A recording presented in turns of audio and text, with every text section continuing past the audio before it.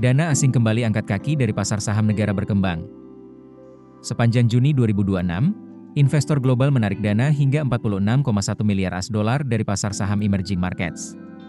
Angka ini menjadi salah satu gelombang arus keluar terbesar tahun ini dan menambah tekanan terhadap pasar keuangan negara berkembang.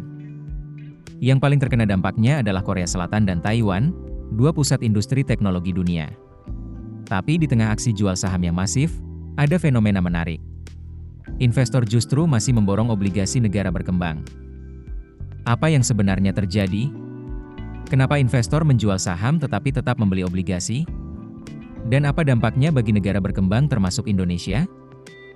Berdasarkan laporan Institute of International Finance atau IIF yang dirilis pada 10 Juli 2026, investor asing mencatat arus keluar dana sebesar 46,1 miliar US$ dari pasar saham negara berkembang selama Juni. Akibatnya, emerging markets kembali mengalami defisit portofolio untuk 2 bulan berturut-turut. Korea Selatan menjadi negara yang paling terpukul. Investor asing menjual saham senilai 30,5 miliar US$. Ini merupakan aksi jual terbesar dalam lebih dari 25 tahun terakhir. Sementara Taiwan mencatat arus keluar dana sebesar 18,3 miliar US$. Banyak analis menilai tekanan terbesar datang dari sektor teknologi.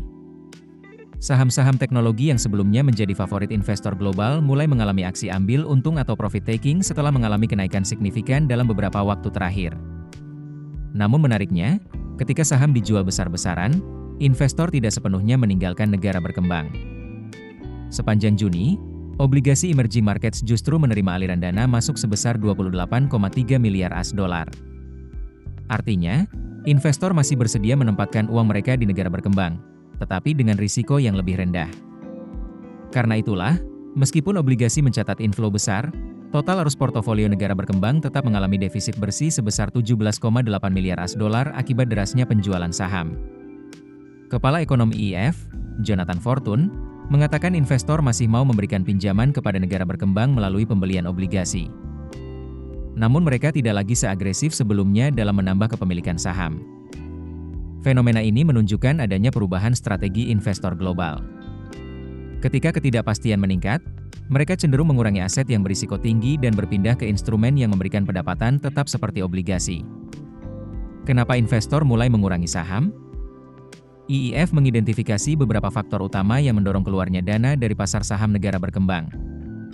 Pertama, ekspektasi kebijakan moneter Amerika Serikat yang lebih ketat di bawah kepemimpinan Ketua Federal Reserve Kevin Warsh. Jika suku bunga AS bertahan tinggi atau bahkan naik, investor global biasanya lebih tertarik menempatkan dana di aset dolar AS yang dianggap lebih aman. Kedua, volatilitas harga minyak dunia yang masih tinggi.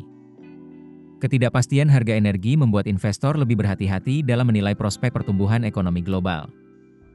Ketiga, meningkatnya tingkat diskonto global. Dalam kondisi seperti ini, valuasi saham pertumbuhan, terutama saham teknologi, cenderung tertekan. Keempat, ketidakpastian ekonomi Cina yang masih menjadi perhatian investor. Sebagai mesin pertumbuhan terbesar di emerging markets, perlambatan ekonomi Cina dapat berdampak luas terhadap perdagangan dan investasi kawasan. Kelima, melemahnya prospek laba perusahaan serta tingginya sensitivitas sektor teknologi dan energi terhadap perubahan kondisi ekonomi global. Kawasan mana yang paling tertekan? Jawabannya emerging Asia menjadi wilayah yang mengalami tekanan paling besar. Sepanjang Juni, kawasan ini mencatat arus keluar portofolio mencapai 27 miliar US$. Selain Korea Selatan dan Taiwan, Cina juga mengalami pembalikan arah arus modal. Jika pada Mei lalu pasar saham Cina menerima aliran dana masuk sebesar 8,1 miliar US$, maka pada Juni investor asing justru menarik dana hingga 14 miliar US$. Tidak hanya saham, pasar obligasi Cina juga mengalami arus keluar sebesar 3,7 miliar US$. Sebaliknya, beberapa kawasan lain masih menunjukkan ketahanan. Amerika Latin, Eropa berkembang, serta Timur Tengah dan Afrika Utara masih mampu mencatat aliran dana positif dari investor internasional. Meski pasar saham sedang tertekan, pasar surat utang negara berkembang justru menunjukkan daya tarik yang kuat. IIF mencatat penerbitan obligasi pemerintah negara berkembang sepanjang semester pertama 2026 mencapai sekitar 170 miliar US$. Ini menjadi level tertinggi untuk periode 6 bulan pertama dalam beberapa tahun terakhir. Bahkan penerbitan bersih obligasi telah melampaui 100 miliar US$. Pada Juni saja, negara-negara seperti Meksiko, China, Latvia, dan Bahrain berhasil menerbitkan obligasi di pasar internasional. Fakta ini menunjukkan bahwa akses pendanaan global bagi negara berkembang masih tetap terbuka. Artinya, meskipun investor sedang mengurangi risiko di pasar saham, mereka belum sepenuhnya kehilangan kepercayaan terhadap fundamental negara-negara berkembang. Bagi investor dan pelaku pasar, pergeseran dana dari saham ke obligasi menjadi sinyal penting.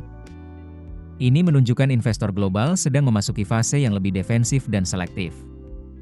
Jika tren ini berlanjut, pasar saham emerging markets berpotensi menghadapi tekanan lebih lama, terutama pada sektor teknologi dan saham dengan valuasi tinggi. Namun di sisi lain, kemampuan negara berkembang untuk tetap menerbitkan obligasi menunjukkan bahwa kepercayaan terhadap kemampuan pembayaran utang dan stabilitas ekonomi masih relatif terjaga. Bagi investor retail, kondisi seperti ini menjadi pengingat penting untuk tidak hanya bergantung pada satu jenis aset. Diversifikasi portofolio tetap menjadi strategi utama saat pasar global bergejolak. Perhatikan perkembangan suku bunga Amerika Serikat, kondisi ekonomi Cina, serta arus dana asing karena faktor-faktor tersebut sering menjadi penggerak utama pasar keuangan dunia. Bagi yang berinvestasi di saham, fokuslah pada perusahaan dengan fundamental kuat, arus kas sehat, dan prospek bisnis jangka panjang yang jelas. Sementara bagi investor yang mengutamakan stabilitas, instrumen pendapatan tetap seperti obligasi dapat menjadi pilihan untuk membantu menjaga keseimbangan portofolio di tengah ketidakpastian pasar global. Keputusan bisnis terbaik datang dari data, bukan tebakan. Mudah berlangganan Business Insight dengan subscribe with Google.